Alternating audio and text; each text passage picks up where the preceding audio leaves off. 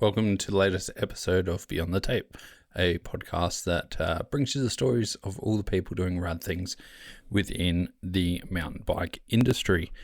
For this episode, we've got something special, but before we move on to that, let's go through some sponsors. In 2022, we're keeping things pretty much the same. We've got Tailored Trails, Tassie's specialist for statewide transfers, private group shuttles, and all-inclusive packages, which include your accommodation, getting you to and from some of the best riding destinations in Australia. They can cater for a group of up to 18 people, and they have custom-built shuttle trailers and racks. They basically take the hassle out of all your Tassie trip and just let you ride and have a good time. FE Sports are among the leading industry experts when it comes to sporting product imports. Their distribution, wholesale, and customer service is second to none. In fact, I just got a new tyre from the guys and they sent it yesterday and it's rocked up today. Within 24 hours, I've got a new tyre on my desk. They do brands such as 100%, Pirelli, Wahoo, Shocks, Theragun, Vera, Absolute Black, and a bunch more. If you can't find something from them, then you're doing something wrong. NS Dynamics has been the premier suspension service centre in Australia for almost 20 years. They know how to make your suspension feel better than new. I can't wait to send my stuff up to them and get them to work on it and make it feel like magic before Nationals.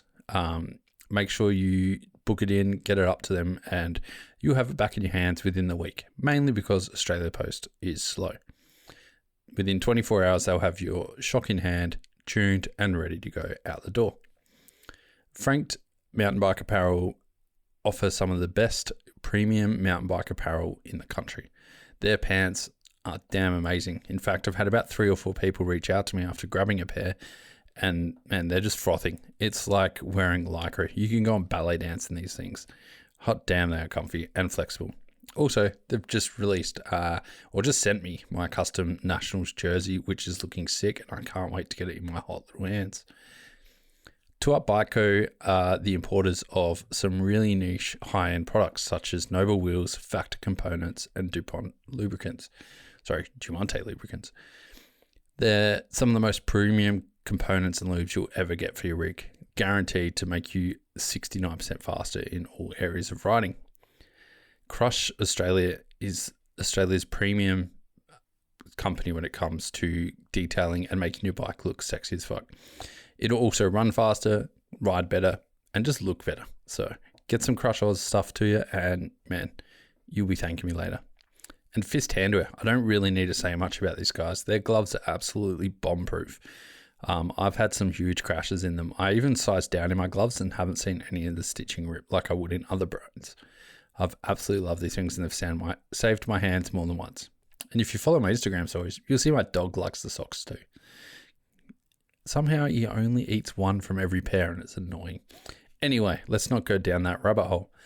In this episode, we are talking with Haz Nation, Harriet Burbridge, the leader, one of the best female freeriders, not only in this country, but in the world. She proved that this year by taking multiple wins at Crankworx events, taking Queen of Crankworx at a couple of the events and just absolutely slaying it. 2021 was the year of Haz. We delve into what she's kind of done for the year, getting a Red Bull helmet, how she got into the sport, and she speaks about her kind of mental approach to things, which I thought was really interesting.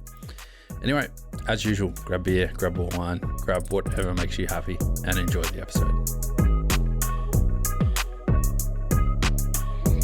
Hey, you happy to jump straight in and get this done? And yeah, for sure. Sounds sick. Yeah, you got a bit going on, so we'll keep it short. all good. So Harriet Burbridge, welcome to the podcast. Thanks for coming on. Thanks for having me, mate. How are you? Yeah, good. Just went through this, but yeah, good. Yeah. Good, yeah. I thought it would be a good one to kick off 2022 after the year that you've had in 2021. I think you've had one of the biggest years out of all the Australian athletes, other than maybe Jack Moyer, but your year's been huge. Cheers, mate. Yeah, it's been a really fun year. I've learned a lot, and I've pretty much in a completely different place coming into this year than I was last year in terms of opportunities and stuff like that. So something that I'm really excited about for sure. Yeah. What was your mindset going into 2021 like? Was it a little bit all over the place, or didn't kind of know where the direction of the year was going? Yeah, kind of.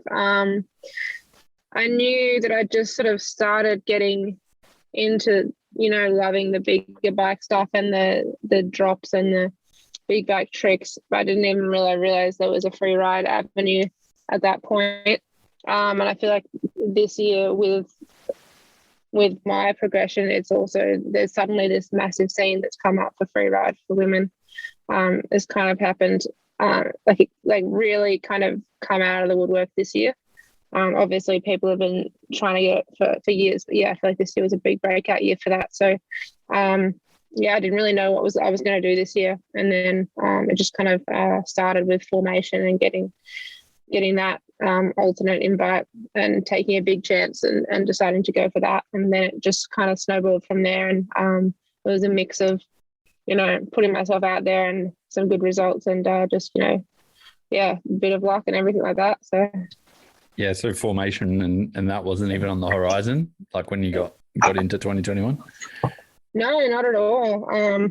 I was just kind of like, maybe I'll do some content online. I didn't think traveling was going to be like possible. And then, yeah, I got an alternate invite. And at that time, you needed all this stuff. Like, I mean, you still kind of do to get out of Australia. And I was like, is it worth it? Like, it'll be at least a few grand to get to the US. And COVID still just rampant over there. I'd have to pay. I've got to pay for insurance. I've got to pay for all this. I got to get, all the documents to get out of the country from the government.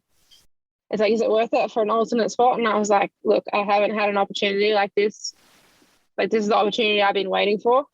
Like, it's right here. Like, it may seem small. It may come to nothing, but it's an opportunity, and it's like literally right there. So you kind of got to take it. And that was the plan, was to do formation. And then I was like, well, I'm out of the country and it's really hard to do that at the moment. So let's try and add Innsbruck Crankworx onto it. And that was going to be my trip. It was going to be like 3 weeks, and that was going to be it. And then it kind of just, progressed from there. I mean, like, obviously you had nationals and stuff, but if your first kind of big event for the year is formation, like, there's no real progression into that. Like, what is formation for those that might not know at home, actually? It's basically a women's free ride sort of invite rampage style event. So it's a similar, it's not a competition, but it's a similar sort of scene to Rampage, where we spend days digging out in Utah, creating our own lines. There was 8 invited women and then 2 alternates, me and Robin, and we were allowed to ride certain stuff, but we weren't part of the main video project. But I thought it was still a massive opportunity. And yeah, we built for several days, and then they filmed their lines and that kind of thing. But it's really just about getting out there and just, it's really sick. It's like the next kind of stepping stone for, the vision of having Rampage style events for women. So yeah, it was really cool. I feel like even though you're an alternate, you seem to be on the highlights. You seem to be around, like, on socials a fair bit, even though you were the alternate with quote marks. Yeah, I mean, I think it was just, I tried to use the opportunity as much as I could, and I knew that I wasn't necessarily going to get a chance to do my own run, but that I was going to, every chance I get to ride and to dig and to be a part of it, I was going to do that, because, that's my opportunity. So, and it was cool to get some features and that kind of thing, and it was cool that, Robin and all them got features as well, because, I feel like there's so many people out there that are just shredding, so. What was the riding like? Was it daunting going from, I guess, Canberra, East Coast Australia? Oh yeah, like I think first or second day there, like we went and rode Kong, which is like just terrifying if you've never seen that kind of stuff before. Just like insanely, just on the edge of everything. It's like you make one mistake, you're going off the edge. It's a big wake up call. And then just like dealing with the dirt's so different, and the speed that you have to hit things on is so different. We went to one of the old Rampage sites, and I was just doing this little jump line. I don't know, they're probably like sort of 10-meter gaps and that kind of thing. And I was like, I hit the first one, sweet.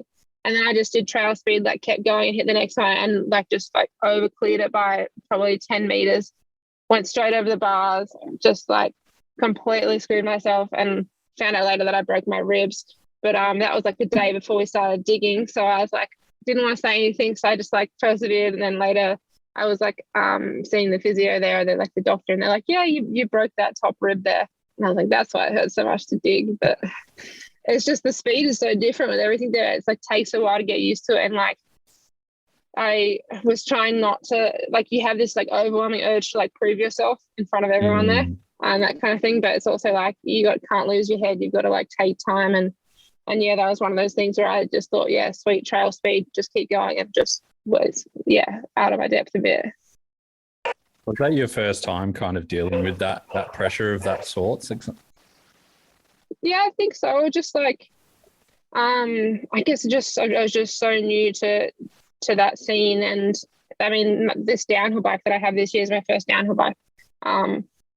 So I definitely felt a little bit out of my depth, but very strongly that I wanted to work to make myself comfortable and to establish myself. So yeah, it's like a lot of wanting to prove yourself, and a lot of I guess trying not to lose your head too much, and just do your own thing and ride what you can and be smart, because the stuff out there is super dangerous.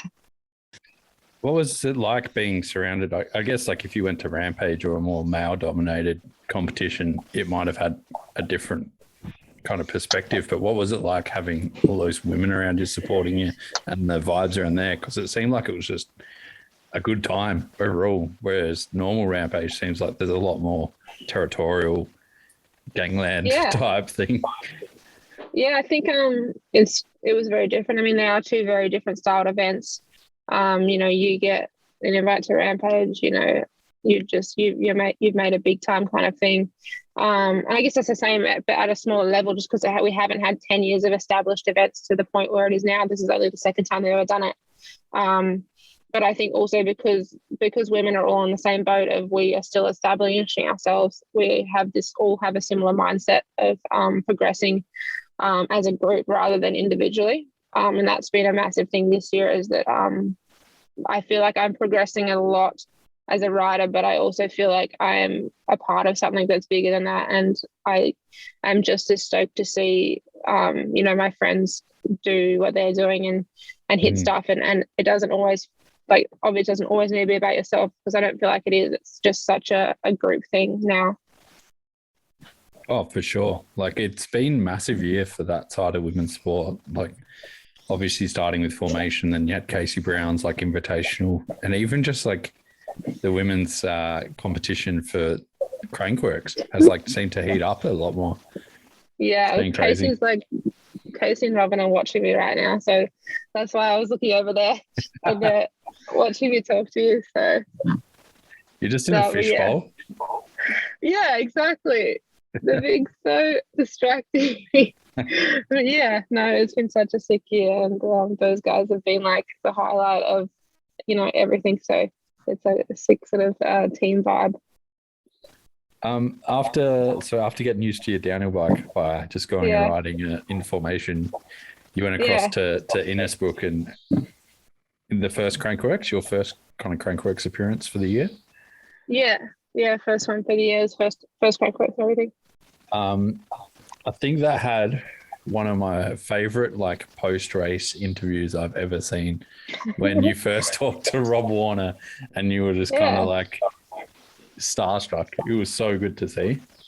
Yeah, he's a legend. I love watching his stuff. What was it like going into that kind of Crankworx? Did you think that you were going to go and do so well, or has your training kind of built in? Not really, to be honest. I mean, I've done Crankworx events before, and when you come from BMX, you have this mindset of, oh, I'm going to be so good at pump track. I'm going to be so good at slalom because you have a good gait style. I don't know, but whatever. But it's not that at all. Like, BMX transfers a lot of skills, but there's so much more that you need to do to be good at slalom and pump track and that kind of thing. And I never really qualified that good in either of them. I think before that, my best was like a fifth. So I was like, okay, let's like just take the pressure off and let's just have fun. And I liked the course, the slalom course, and I was like, yeah, let's just like not even, because I didn't want to be disappointed in anything. So I was like, yeah, let's just have fun in qualies. And then qualies, I got second, and I was like, oh, okay, that's sick. Like that's a good result. That's the best I've qualified for anything. And I just remember like the day of the racing, I was just so pumped to be on my bike. Like before we got there, I was like out front of the hotel, just like jibbing around on the bike, and like just felt like a good day. And I was just enjoying stuff. I think that was a big sort of unlock for me, was like finding that the good headspace, and I've been able to kind of like replicate that all throughout the year at all the other Crankworx ones. So it was pretty cool. Yeah, right. So it was more about that. You're just enjoying yourself and having fun. Because I was going to say you looked super focused. Like, you look like you had tiger's eyes for a lot of the photos, and like you were out there to get some wins. No, I find that I like a good healthy balance. Because I know I have a competitive edge, like a competitive side. I don't necessarily like using it that much that's why I like Crankworx, because I feel like you have that little bit of competitive, but then you also have like the fun side of it, like whip off and that kind of thing. But yeah, no, like I like switch on to the gate, and then afterwards I'm like straight off and like just having fun. Because that's like how I work best. Lots of people work differently than that. It's just like kind of finding what works for you and your happy medium and that kind of thing. But yeah, me and Casey were just like having a chat on the gate before the finals and that kind of thing. And then you just go have fun, and it was cool to have fun and race against each other. For sure. Do you think now that you know that crew better and they're all mates and they're all egging you on from the side of the car, that you can kind of chill and relax more in that start gate because you start to know your competition a little bit more? Is that? I don't know if that really changes anything to do with racing. I think it just changes having a group of people to hang out with at those events that has obviously they're going to be quick and all that kind of thing, but that's not even really what you think about. Like you just have people to hang out with that are sick and have good times, and that's what Crankworx was to me all this year, was just having good times and that kind of thing. It wasn't even really about the racing. It was about the riding, but it wasn't really about the racing. Yeah, that's a good attitude. I like that. It's a cool way to look at it. I'm sure it was a good time when you came out on top of like the Queen of Queen of Crankworx by the end of that one, weren't you? I think. Yeah, that was a big wow sort of thing. Yeah. Like, oh, okay, wow. And then it was a cool little thing. I was like, oh yeah, that's cool. If anything, I got a little bit of recognition from coming out of that one in the lead, so that's cool. Was your Instagram and stuff just like blowing up from everyone at home? Yeah, it was. It was pretty hectic. I wasn't really expecting it. But yeah, that was pretty cool. Yeah, me and Mikey Ross would trading messages like every race, and I had it on at work and everything. It was so good to watch. Yeah, it's funny. I think the live stream would have been good. I think the harder race for me was the semi-final with Valley. Our times were really close. And after that, I was like, oh, like once I got past that, I was like, oh, I'm in the gold medal match. Like I'm guaranteed a medal. And because I've never gotten a Crankworx medal before. So at that point, I was like, I told Casey, I was like, I've got a Crankworx medal. And she's like, yeah, sick. Okay, we've got a race now. Like, oh, yeah. But yeah, it was sick. What's your favorite event at the Crankworx events? Do you have a favorite or one that's you're stronger at? I feel like I think slalom's become one of my favorites. But a lot of the time, it just depends on the track. Because I do all the events, but it's not for the overall. It's the fact that like I feel like I get massive FOMO if I don't do a certain one, because they're all so much fun. So many courses have been sick this year, like in all the disciplines, like air downhill at Sun Peaks, I think in Canada. That one was really sick. Lots of jumps and that kind of thing. And the air downhill here was really cool. The one at Cadrona, and then the downhill in Queenstown was really sick. And then like slalom and all that, all fun ones. So it's like if it's a fun course, like I'm going to enjoy it. So it doesn't really matter about the event. They're all really fun. But yeah, slalom, and then obviously speed and style. But I feel like I have a long way to go in speed and style in terms of where I want to be, the level I want to be at, because the girls are pushing so hard, and I need to kind of step up my game a little bit. And some of the stuff they're throwing down now is huge. And they're like risking it a lot more, I Oh found. yeah, yeah, they Not are. that sounds bad. Not that they always weren't, but there's a lot more bigger stuff just getting thrown down because Hmm. people are realizing their potential that they've always had. There was a big. I think the main thing was with Speed and Style, the point system wasn't at how it should have been early on for the women, and Okay. it didn't give it a lot of. There was not a lot of reward for big risks. So if you were to do a backflip like Robin did in Innsbruck, she was only getting 10 more points than a tuck to ET or something. So it's like there was no motivation to progress because there's so much more risk in doing a backflip than there is in doing a tuck. Yeah. So they changed that point system, and we all kind of are giving feedback after all the rounds. But that's a big thing. Is the points and how it works out. They are still kind of, people have to remember that women in speed and style and all this kind of thing have had not 10 plus years of testing and trying and all that kind of thing. So I think that's a big thing, is that we need the same amount of reward for throwing down big stuff. So hopefully that's what works next year. Yeah, that perplexes me. I thought it would have been the Yeah, exact same. Like it's all the same exactly. Yeah. difficulty, right? Like, Oh yeah, and that was like a big thing that like impressed, like made me like, I don't know, like massive respect for Robin, because she threw down the backflip at Innsbruck knowing that she wasn't going to get that many points. She just did it because it was sick. yeah. So that was like, so I can't talk enough about that. If anyone wants to watch that, that's sick. And her backflips were dialed. I think she lost one of them at in New Zealand, maybe one of the last races, but yeah. And she threw down hard every time. Yeah, no, dialed, so dialed. Have you been progressing much in tricks while you've been away? Or have you been focusing? It's been a bit hard, to be honest. There's lots of areas this year that I have progressed in, and there's lots that I haven't. So that's kind of a good reason to stay in Queenstown to spend, the off season, and then I'll be back in Canberra a little bit and go back, to Caroline and Mike's and put his set up. So that'll be pretty sick and get some progression there before the season starts. But yeah, in general, not really much of an off season. Yeah. Doesn't seem like there is for those free riders or like media crew. Like it doesn't seem like there is ever an off season for you guys. It's definitely hard, especially with COVID, just making things difficult to get back and forth. But yeah, I'm trying to get back to Australia for nationals, and then a few other events I have planned. My own event with Trek, hopefully, which should be pretty sick. But yeah, and then I'll be back in New Zealand, and then we'll see how we go. We'll head back overseas after that. Yeah, that's sick. You got your own event happening down here then. Hopefully.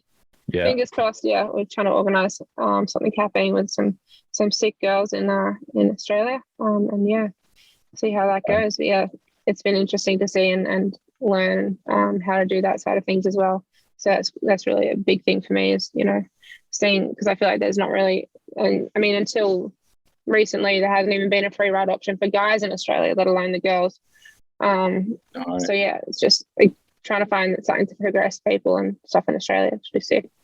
Yeah, I think the last one, I wouldn't count Dirt Pipe as one. I think the closest would have been Joyride, maybe in Jindabyne back in 2003. Exactly. Like it's been forever since we've had something like that. Yeah, so it's definitely something that I would like to do more of, and obviously you have to start super small, so it's hard because you have such big ideas. But yeah, starting small, and hopefully over the years we progress it. Well, it seems like we've got a super strong freeride / slope style scene as it is at the moment. Like, seems to be growing and getting bigger. I mean, it's definitely, the talent's definitely there. But just like New Zealand, you've got to push to make that move overseas before it, there's only so much you can do when you're in Australia. I think in New Zealand, you have to kind of make that move, or you need to be producing content that's getting massive amounts of views and that kind of thing, which is definitely possible. But yeah, you've got to be creative about how you approach things, for sure. Just need those big mountains, yeah. Yeah, big mountains. It's just too flat. It's just grow some mountains in Canberra. Oh, yeah, I know. Wow. At what point did the Red Bull helmet come along? So that happened pretty quickly, to be honest. It was combination of me approaching them at the end of last year, and at the time they weren't looking for anyone, but they were just keen to keep chatting and whatnot. And then I actually helped them out at the start of last year, like February, something. They were asking for some feedback on some mountain bike content, and they had my name because I contacted them. I went in the office and helped them with some mountain bike content. And then, at the time, and then it happened to be while I was in the office there that I got the invite to formation, like while I was there. And I was like, oh, sick, I just got invited to this. And they were like, oh, yeah, that's dope. Like, let us know how that goes. And then I did that, and I let them know how it went. And then I went to Innsbruck, and I did well there. And I think it was just like, yeah. And then not long after that, they were kind of slowly started chatting. And then, it was a pretty crazy call to get. I think I was in LA at the time, and they called me up and asked me if I wanted to be a Red Bull athlete. And I was pretty speechless, to be honest. I was pretty speechless. Just the superstar lifestyle, getting called in LA to get that Red Bull contract. Yeah, I think they called them, and they were like, we've still got to figure, like, it was like the official call, and then they were like, but don't say anything. And then I called up my parents, and then I told them, and then I called up Mike Ross, and I was like, guess what? He's like, what? And I was like, Red Bull. He's like, yes. So it was pretty. And then I had to keep it quiet for like a month after that. It was pretty sick. What was it like finally getting the helmet? Because man, that thing was sick. You had the 100% trajectory. Yeah, it was really cool. And they had like Haz on the back and everything. And I was like, that's cool. Like, I thought it was going to be like a regular one, and then they'd actually gone to the effort to do all that. And it was cool that Hannah gave it to me. She's such an awesome rider, and she looked after me so much while I was in America. And that whole Bellingham crew was it was just such a cool environment to receive the helmet in. Like, just so many rad people that I've met this year that have been awesome, and people that I like want to know for like a long time. So it was really cool. Yeah, I mean, it seems like they always, recently they've been doing a lot more like of that style of receiving the helmet. I remember seeing like Finn Isles had gave Jackson Goldstone his. And, it was really cool. What's it actually mean though to get, like, it seems like a massive part of freeride history to get that Red Bull helmet, but what's it kind of mean for you? I think it's just like a lifelong dream since I was like 15. And like I do a lot of, I guess, meditation and thinking about the future a lot. Before I go to bed, I think about like where I want to be in 20 years or where I want to be in 10 years. And it's always just in the back of my head, I'm always wearing a Red Bull hat in it. Like I was like, that's like, it doesn't matter where I am in 10 years, like whatever my goals are, I will be wearing like a Red Bull hat. I'll be doing that. And they're just like continuously like over my head. And just, it feels like just such a childhood dream to me pretty much. And sometimes I don't express like how hyped I am on stuff, but that was just like, that was massive. That was, if you know me, people know me, they know how much I just froth everything about what Red Bull do and that kind of thing, and it just opens up so many opportunities for future as well. And working with the team, it just feels like you got like a massive family backing you pretty much, so it's really cool. That's sick. Where's the manifesting of trying to manifest like your own future and thinking about that? Where's that process come from? Is that something you've always had? Yeah, I've kind of always done it, but I feel like it's that thing of, like if you like when you don't notice a certain car until you get that car, and then suddenly you see it everywhere. It's like if something's at the forefront of your mind, you're going to constantly see it, or you're constantly going to get that. So it's like if you're constantly thinking negative stuff or whatever, you're always going to see the negative stuff. But it's like if you're always thinking about something, I don't know, like if you're, whatever you're, I guess, manifesting, is more likely, your mind's more likely to notice that, I guess. So it's just all that kind of stuff has always been something in my head. And I didn't used to be like a super positive person. It took a lot of years to get to a good point. And that was a lot of like just working over it and that kind of thing. And I think this year it's come to fruition with everything is like, a massive snowball effect, I guess. It's just hectic.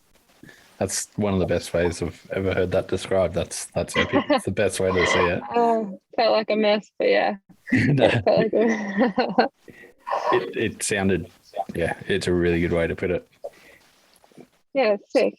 Did you have any extra pressure or anything? Like you've obviously seen that and you've got to that point of getting the Red Bull helmet. Now you're at this stage and Yeah. you've achieved that goal, but you've got to go and race and perform with that Mm-hmm. pressure on your shoulders. Was there any pressure for you, or what was it like racing with the Red Bull helmet on or riding? Yeah, it's hard. It's there's pressure, and then there's also this weird feeling that you have because it's a you've suddenly achieved something that you've always dreamed of. And it's like, okay, well, what do you do now? It's like life doesn't just stop at once you've achieved like your biggest dream. It's like life just keeps going, and you've kind of got to reevaluate exactly what I want to do, but it in a good way, obviously, because it's suddenly you've got all these opportunities and all this stuff. And yeah, I think I felt a little bit of pressure in like the BC Canada Crankworx series. Also because a lot of them I didn't have the right bike, I didn't have a trail bike, and a lot of the events weren't necessarily like my strongest point. So I got a few like quite bad results at the start of the BC series. So I was feeling it a little bit there, but then after I was also like so super stressed about trying to get home because at that point my flights were getting cancelled, and you can't do that because you miss your MIQ spot for New Zealand, and there was a bunch of stuff going on in those BC rounds. And then but yeah, towards the end everything kind of came together and I got a couple of good results, and that took a bit of pressure off. And then Rotorua was really good, and that was sick. And yeah, the summer series here was really good for me too. And yeah, just sort of figuring out what's important to me and that kind of thing, and where I sit now as an athlete and that kind of thing. Yeah, it's so much stress trying to get around the world at the moment. I'm glad I'm not doing it. Yeah, I mean, it was definitely worth taking the risk, and there's definitely no regrets there. But yeah, it's been very stressful. There's been times where I'm like, I wish I was just home right now. But then, yeah, no, 99% of the time it's absolutely sick. And then there's that 1% of time, which is usually the traveling and the COVID test and am I going to miss this flight or am I going to miss this? Yeah. Apart from that, it's super sick. Yeah. Every dream job still has its off the moment. Yeah, exactly. Moment. I guess it's just learning to deal with it a bit better. This year I've found that the best strategy is to only have a semi-plan because a full plan never works. Half plan and then be super chill and just let things, don't necessarily hold on to plans because it's probably not going to happen that way. Letting go a little bit. That's a tough thing to do. You usually were you a planner, like a super dialed? So like racing and travel and stuff like that, it's weird because I'm a messy person, like my space messy, but like organizing for races, like I like to be like in bed by 7 o'clock with all my, my drinks, my Red Bull in the fridge getting cold, my food, everything planned, like have a schedule on my phone that's like color coded, like when I have to be at this practice, and then I'll get to practice like an hour early just so I can sit there and wait. And that was a bit different in BC and that kind of thing because I was with Casey and Robin and that kind of thing, and they're so relaxed and so chill, and they'll be like there 2 minutes before practice, but like we'll always be on time, but it's just not the same as how I do it. But I think it was kind of good for me because I kind of loosened up a little bit. It's like, okay, we're not going to be late, we're not going to miss practice, we're going to be fine. Like, and yeah, so that was kind of a nice little mix of all of us, sort of balancing each other out. Yeah, I've been trying to do the same, like, in this like in this current situation, especially with work and like everything, like you just can't plan everything. You just go, whatever. Something's going to happen. It'll happen when it happens. As long as you're there for when it happens, it's fine. Exactly. For sure. So we kind of talked about last year, but I kind of also wanted to wind it back a fair bit because you have a deep history in BMX racing, and that's kind of how you started out. Am I correct? Yeah, absolutely. Yeah, like 20 years of racing pretty much. How did you get started in BMX? Like what drew you to that sport? I think very early on, like when I was like 2 or 3, my my parents realized that I wanted to ride a bike. I was always getting on one and that kind of thing, and they couldn't keep me off the one that they had at the house. So when I was 4, they looked up bike related stuff, activities in the town, and they found the BMX track. I think my dad took me there when I was 4.5 or something. And yeah, they said it. I mean, I don't remember any of it, but I mean, I asked them, and I'm like, was I that into it? And they're like, yes. They're like, we couldn't keep you off the bike, like off the track. You loved it, and that kind of thing. And then yeah, just kind of did that scene for a long time. You know, went to world champs because you can do that as a kid. They got like all the age classes, obviously. So I did that, and a long time the goal was for me to like win world champs. And yeah, I sort of did that at 14, and that was really cool. And again, struggled a bit because it was like, yeah, I've just achieved this massive thing as a kid that's just so big to you. And then kind of did the junior elite thing and struggled a little bit. Just wasn't enjoying as much as I did. And then I kind of, I obviously always have this massive passion for riding. And I thought that the BMX was that, and I was pouring everything into it. And, but yeah, nothing was really clicking properly, like a couple semi-decent World Cup results, that kind of thing. But I just didn't feel like I had a team either, like a group in there that I really sort of vibed with and had a good time with. And yeah, it was not really enjoying things. And then, yeah, I got invited to come with one of my friends to one of the Crankworx. And after that, it kind of clicked that I was like, oh, okay, like riding is still my passion. It's still what I want to do, but it's more this kind of thing. So it was like a big shift in change and stuff like that. But yeah, really cool. Well, yeah, it seems like BMX from the outside looking in seems to be more of that solo kind of more selfish success, I guess, is the best way to put it. Like it's a real big solo effort. In a lot of ways, for sure. I think the main difference is I realized that it just was a better fit for me, like mountain biking and Crankworx, because it was, you know, it was still about obviously that hard work and training that you put in BMX racing, but it was also that creativity of like coming up with sick lines and like filming stuff and riding with your friends, and it felt more like there was just so much more ways to express yourself personally anyways. I'm sure lots of the guys and girls in BMX racing, that's how they express themselves, is that way. But for me, it felt like suddenly mountain biking was that way, like that I hadn't felt in BMX kind of thing. So yeah, I think that's kind of it that clicked for me. I mean, that's definitely, yeah. I mean, BMX track's a BMX track, right? Like for me anyway. Yeah. Like everyone's on the same track, and whereas a downhill track or even dual slalom, there's different lines, there's different techniques to everything. Yeah, for sure. That's it, eh? Was it tough going from the little wheels to the big wheels? A little bit. I mean, you don't think it at the time, because you have that annoying cockiness of a BMX racer where you think, oh, I've got all the skills because I've never had to use suspension or gears. Like it's just been like a tiny stiff bike that you can't make a mistake with. But yeah, looking back, like, yeah, there is so much you have to learn and change about your riding style. And you can see it in a lot. And I feel like until this year, I really wasn't a proper mountain biker, to be honest. And yeah, it's just, I guess, slowly just, yeah, this year really felt like I was actually maybe starting to get the hang of the mountain bike thing. So yeah, it was cool. How do you, what do you mean by not like a proper mountain biker? Like that's such a weird sentence to me.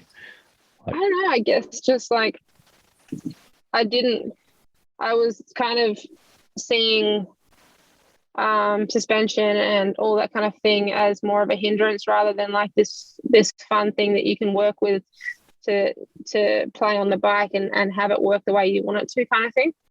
And then just like riding and following people this year a lot more and watching how they express themselves on the bike and how they do little things and add their own little flair into everything. And then you're like, oh yeah, like I do that a little bit, like what do I want to do, like that kind of thing. And just that whole freedom of what free ride is, I guess. Yeah. It's a common thing to see, like a lot of BMX crew I know that have come across the mountain bikes, the suspensions just put it in the middle and she'll be right. And like, yeah, pump it up to about that and it's all good. And then they start to play with it and notice like their progression goes through the roof.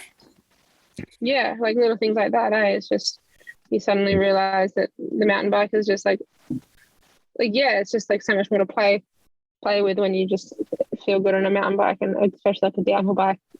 And even like, yeah, this is my first downhill bike, and that felt so weird compared to a trail bike at first, and now it's like the only bike I want to ride. So it's like it's crazy. So was that nationals this year? Was that the first time you've ridden a proper downhill bike? Yeah, they only had that built like a week before that. So what did you ride at last year's nationals? I just rode. Where was that at? Right. I think I borrowed Mike Ross's bike. I think I borrowed his old Norco. That might, possibly. His range, maybe. Yeah, that makes sense. Yeah, I think I borrowed his downhill bike, and then at Cannonball, I was just using the trail bike. So yeah, that's insane. So it's cool. Was it a big learning curve going to that big bike at nationals? Yeah, you feel so slow, and then suddenly it clicks, and you're like, "This is so fun! Oh my god!" Now, Mikey Ross has been mentioned a few times in the podcast. Like, what's it been like having him in your corner? How do you guys kind of know each other, and like you'd seem to be pushing each other to do more and more in such a positive environment? Yeah. Like, how's that been with him? Yeah, super sick. Yeah, we met through a mutual friend, I think like end of 2018, or no, before that, yeah, like 2017 or start of 18, and hung out a little bit. And he was just moving from BMX to mountain biking at that point, and I was kind of just doing the same thing. So we were kind of on the same path. And then, yeah, we just started hanging out and riding together more. And he was just, I mean, he's always down to help anyone out. But yeah, he was just super keen to help me progress my tricks, because that's what I wanted to do at the time. And yeah, we just have such a good time together. We're just such good mates, and just always have a good time. And he is such an amazing bike rider, and just can do all these amazing tricks and crazy stuff. And yeah, we worked together like all during COVID, like start of 2019 all the way through, just in lockdown on his farm, just on his little step up, doing that kind of thing. And just working hard and whatnot. And he's a big part of, the progression that I had and that kind of thing. And always, one in my corner that's sick, and just, super cool dude. His mind definitely seems to work in a different way to everyone else's. So that's always got to be good to have in your corner.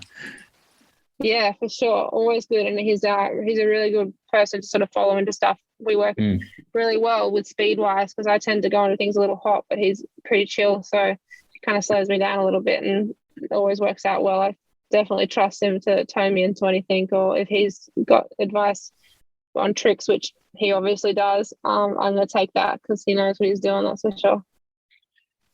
And then on the other side, you got Carolyn Buchanan, who's been in your corner a fair bit as well, from what I understand. And I mean, if there's anyone that's a master of the business of promoting yourself in mountain biking, it's got to be her, without a doubt. Or even in bike or general. Yeah, I think she's a master of a lot of things, and I think that comes from a heavy amount of dedication and hard work that I massively respect, and discipline and whatnot. And she just has this next level way of focusing and approaching things and putting in the hard work. And a lot of the business stuff and the stuff with sponsors was, because of her, in terms of like advice and that kind of thing. She's always helped me out with that kind of thing. And we've known each other since I started BMX. She was at the BMX track with me too. And at that time, there was no other girls. And even though she was 5 years older than me, she was still pretty much one of the only girls there. Versus now, when I go back and there's like at least 15 young girls just ripping around. So that's super cool. But just one of the standout sort of female riders since I was, very young. Just cool. And cool to see that we got to race against each other like a couple of weeks ago in Crankworx. It's pretty full circle moment. It was cool. Yeah, it was so good. Australia v Australia in that race was epic. Yeah, it's sick. Um, we'll start wrapping things up in a minute because you got to Yeah, get well, out of here and get stuff done. yeah, no worries. Um, what do you think of the direction that the like female women's mountain bike scene is going both in Australia and worldwide at the moment? Well, I think it's just it's now created that that snowball effect that I was talking about. I think this year was kind of the peak of it, and it's just like gaining speed now. And I think it's inspired a lot more, but it's also just like given us all this like fire to keep going and that kind of thing. And I think it's just been a massive team effort of pushing to keep these events happening because that's what we need. It's events that guys have been having for 10 years that they need to start, including us and, outing us and that kind of thing showed that the content is just as much, frothed about when they're showing the chick stuff than it is with the guys. So I think it's definitely, there's no excuses now for sponsors and the market to not get on board because we've proven with all these events this year that it's here and it's popular and it's like staying. So yeah, it's sick.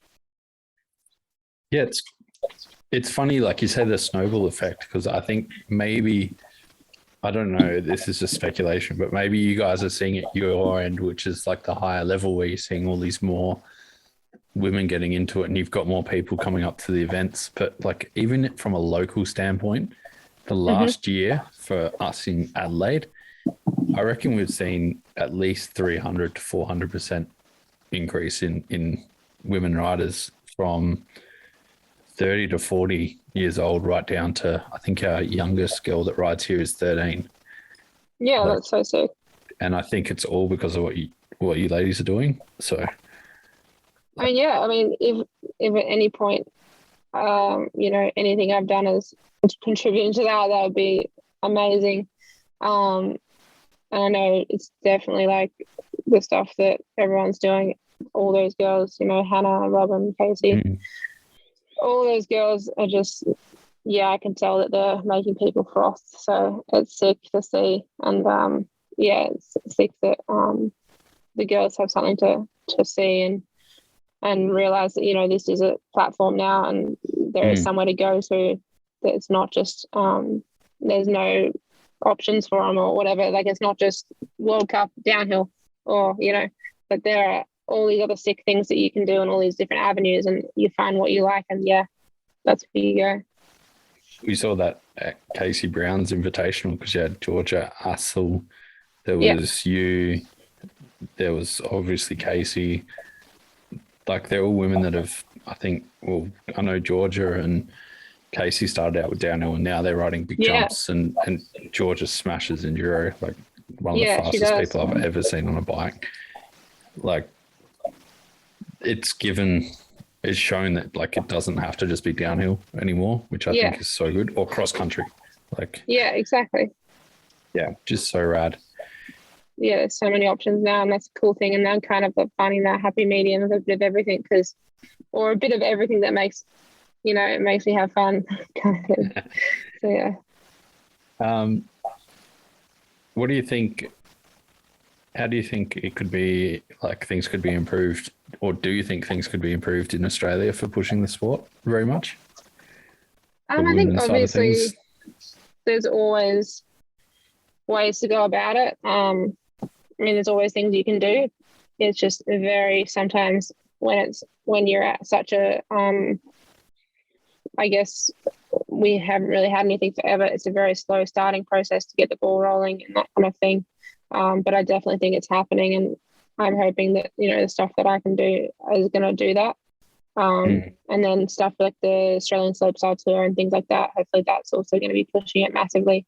So it's things like that. It's having those events and making it a space where people are stoked and comfortable to come into. And yeah, it's kind of what I aim to do as well if I can. Exactly. What advice would you have to, I guess, people wanting to to do what you're kind of doing at the moment, like getting Yeah, into that well, position where you can ride your bike and have fun at the biggest competitions in the world. yeah.